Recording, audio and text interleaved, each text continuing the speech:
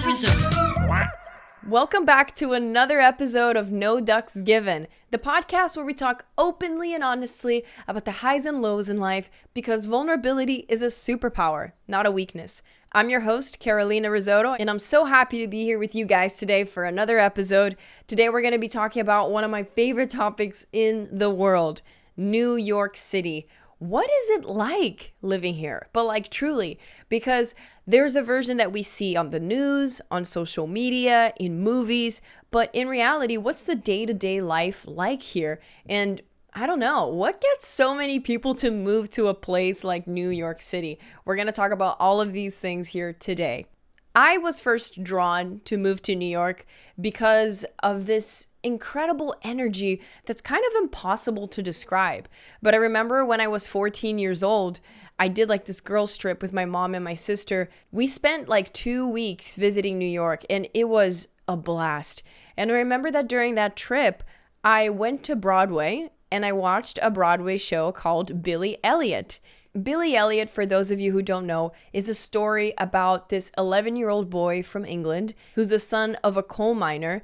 He kind of stumbles into the world of ballet, and from like very, very humble beginnings, he's able to build this incredible career as a ballet dancer. There are many obstacles that he goes through throughout the play, but what I remember after I watched that play was the feeling that I got from that character, which later I found out was the feeling of ambition.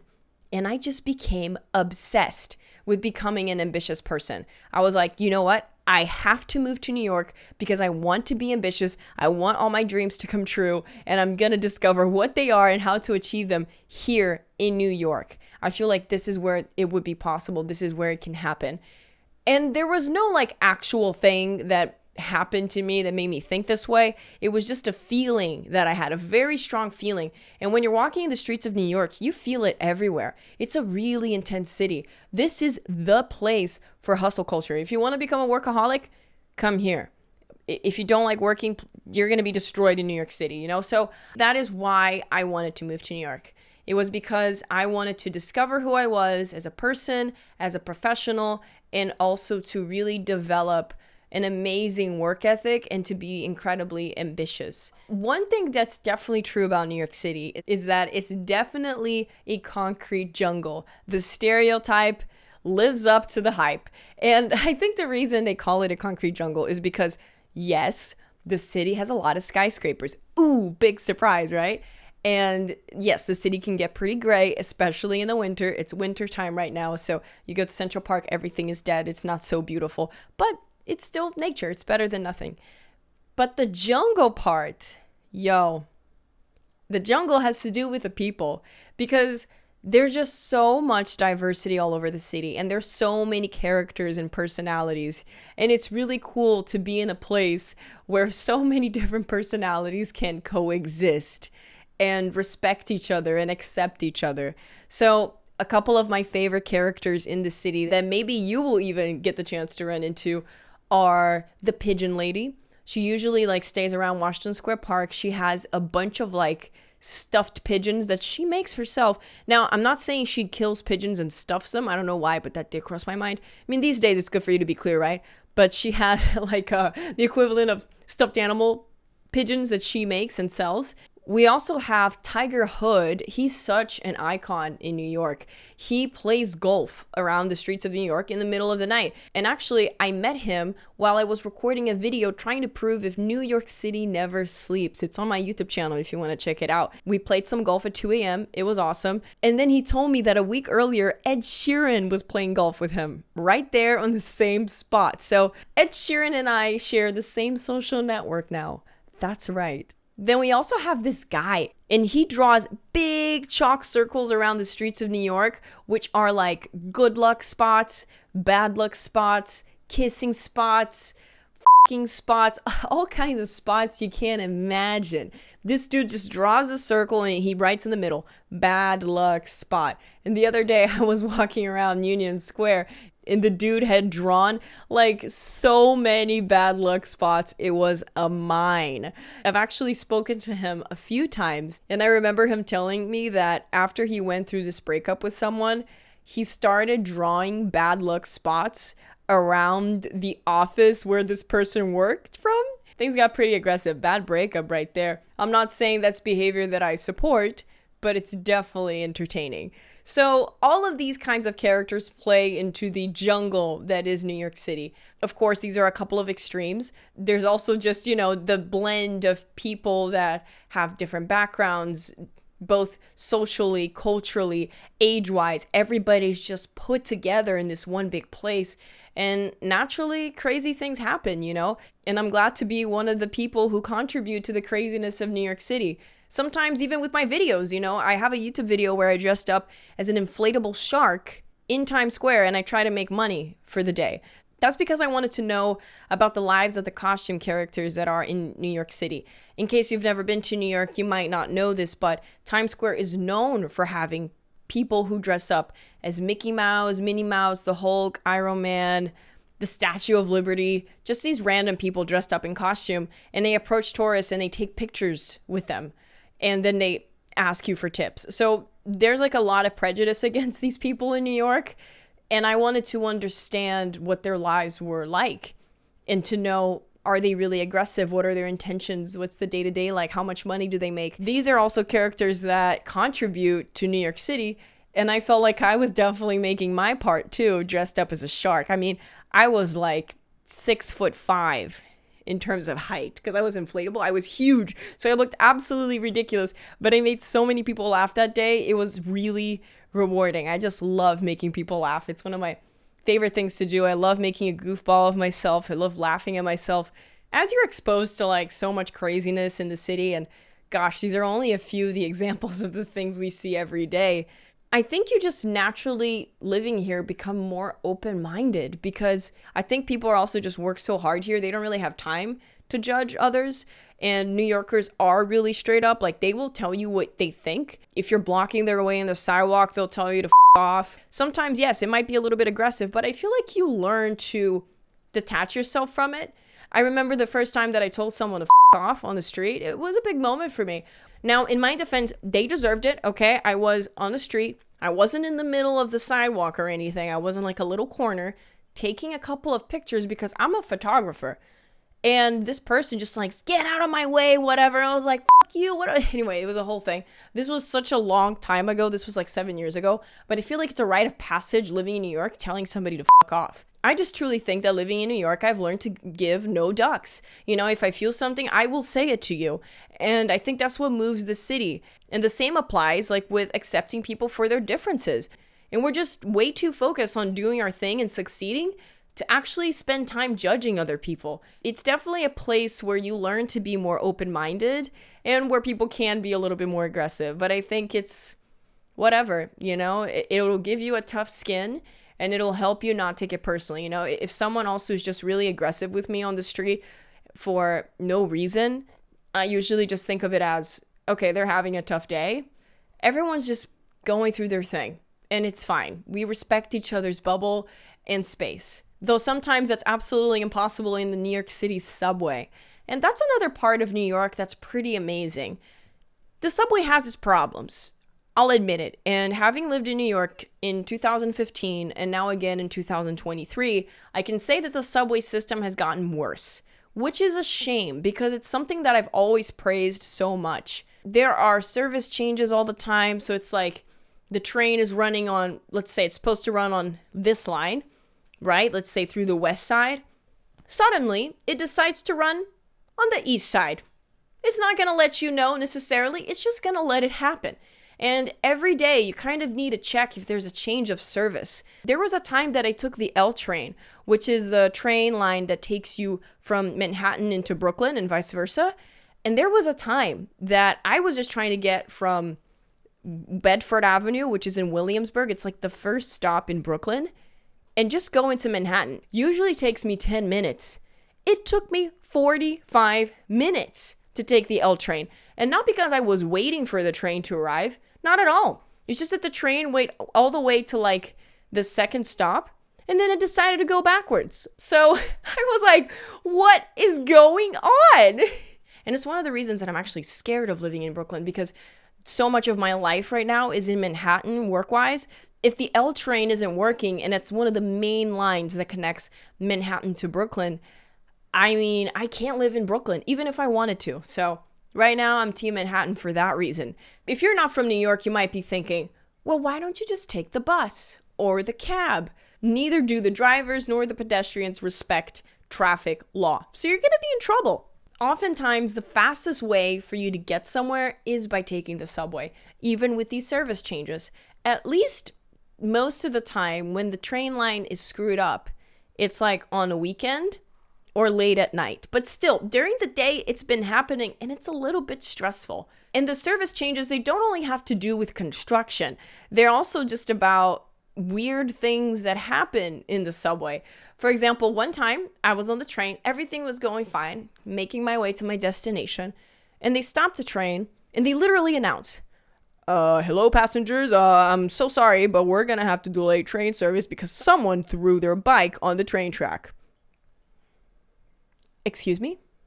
Someone threw a bike on the train track? Why would you do that? So now they have to go through an entire investigation because the train crushed this freaking bike and it interrupted the entire service. And that was in the middle of the day during the work week. Even so, it's still the best form of transportation in New York City. So you kind of just have to deal with it. At least in the wintertime, the subway is like way warmer than being out in the streets. So when I get to the subway and I'm waiting for my train, it is very pleasant compared to being outside. Now, the good thing is, if you're having trouble with the subway, you can always walk. New York City has amazing walkability. You can basically walk anywhere. That's one of the things that I like about here, because if everything goes wrong, I can still walk. And you will always discover something new. I mean, even last weekend, I was walking through the Lower East Side, which is like a trendy neighborhood close to downtown. And there's a lot of bars there. So usually I only go there during nighttime, but I kind of ended up there during the day for once. And I was taking pictures of the city because I also really enjoy just doing landscape photography. So I was out taking pictures, and then I kind of started running into these tiny little streets. And then I saw this bookstore that also sold pickles. It's like a huge part of their branding. And I'm like, it's a pickle bookstore? I've lived here for about 4 years total in my lifetime, and I had never heard or seen a pickle bookstore. And that's the amazing part about New York. Your journey to discovering the city, and consequently also to discovering yourself, is never over. There will always be something entertaining going on. Let it be because something weird that somebody does on the street, like we've discussed, or because of something interesting like that. I really think that New York has a lot of personality because of the walkability factor. There's just so much opportunity for you to engage with diversity that I think that energy kind of influences you as well. And then you start becoming this unique thing because you're exposed to so many different things and people every single day. Even if you're not meeting new people or interacting with them every day, I think just being around that energy changes you, which goes back to the reason why I moved to New York. It was because of this energy. I was like, I want to go there and I want to let New York shape me into whoever I'm supposed to be. Now, you might be asking yourself, how did New York City become such a unique place like that? I really think it has to do with the immigrant culture. In the 19th and 20th century, there was a huge movement of immigrants coming especially from Europe, looking for new opportunities and running away from the war. These immigrants were all together in this one place called New York City, and they had to rebuild. They had to make a community of their own in New York. And I think this huge blend of cultures that happened during that time has transformed into New York that is today, a place full of personality, representation, diversity, and where we have a little bit of the best from all over the world. Because we don't only have European communities, we have people from Africa, from Asia, from South America, bringing their businesses and their culture to New York City every single day. And if you think about it, there are about 8 million people that live in New York City. Out of those 8 million, 3 million are immigrants. That's almost 50%. I really think that the secret ingredients to making New York City such a unique place are the American culture with the immigrant culture. Those two together have made New York City into this influential capital of culture in the world and one of the most desired places to live in the entire world. Everybody wants to be here for a reason. It's expensive for a reason. You can have a small apartment. The city is your freaking playground. Go out and play. If you're staying at home and not interacting with all the amazing things that the city has to offer, you're doing New York City wrong, and you're missing out on a huge opportunity to connect with people and with this amazing culture that the city has to offer. That hustle culture that came a lot from the immigrant communities also has translated into opportunity. You know, you can achieve anything you want in New York. It is another stereotype, but it is true because people have done it over and over again. And the amount of small businesses that you see around the city are constant proof of that. So this is cool because it's a place where, yes, there are a lot of like job opportunities, absolutely, especially if you're in the arts, journalism, stock market, banks. I don't know. That's when you start losing me. But there's a lot of great job opportunities here. But you can also make your own. And that's really cool. There's this like general belief around the city. It's really rare in New York for you to come up to someone and say, oh, you know, I left my hometown. I now work as a waitress and I am trying to make it on Broadway. And for people to judge you for that. They'll admire you for it. They'll be like, that's right. You keep going, hustle your way through it. So there's like a general belief in achieving things and making your dreams come true. And people understand that the hustle is just a part of the process. Not to say that it's easy, because it's not. And I mean, no wonder not everybody makes it to Broadway, for example. Sometimes it's just not in the stars. But people come here really thinking that they can make it. And that applies to, you know, of course, the arts, but also to starting your own business and so many things. People won't judge you for having a dream and pursuing it. They won't judge you for being broke and working from a basement so you can try to lift off your business. They admire all that stuff. I do want to grant credit, though, to Americans for their hardworking culture. New York is definitely like an extreme of that. I think sometimes people even work too much here. It's really intense. But the United States itself is known as the land of opportunity. And I think people here work really hard. They're very dedicated. Many of them are workaholics. And I think that this also plays into New York. So you add that plus the struggle of immigrant communities, boom, you have the explosion of a place that's a little bit too much and overwhelming like New York, that sometimes on the weekend when you're just trying to take a day off, you actually feel guilty for taking a day off. Can you believe that? Yep. It's happened to me for a very long time, actually. Most of 2022, I actually didn't take days off at all. I would work every single day. I just feel like I'm in constant competition with myself. And when you go out in the streets, especially in a place like Manhattan, there's always something happening and you just feel like you're running behind. That's a difficult feeling to deal with. So I do think one of the biggest challenges about living in New York is finding that work-life balance. A part of me isn't even sure if that's possible, to be honest. I think you're constantly trying to do everything and, you know, be healthy and have a social life and be successful at work and make lots of money. It's hard for all of these things to coexist, but I think it's important for us to prioritize all of them because they all feed into our happiness, our well-being. And it's like, if you're doing self-care, you will naturally be more productive at work. And if you're being more productive at work, you're going to feel better about yourself. So all of these things are so important, but I think oftentimes New Yorkers just get out of control. It's like people here are just proud of working 60 to 70 hours a week. They're proud of it. And I definitely was a part of that. And I do think it's something to be proud of. And if you're passionate about what you do, does it really feel like work? That's for you to say.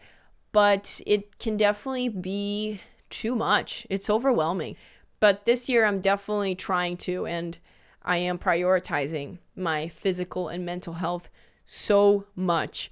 Because especially with my line of work, where I need to have conversations with you guys, be vulnerable, open myself up, have energy on camera, all of these things, it's so important that I feel good with myself. Otherwise, I'm not going to make feel good content. I don't know how some people do it, but I won't be able to. So I've noticed that it's really important that I feel good about myself. So I try to teach myself as talent, just like people do on sets, which I've worked on so many in the production team.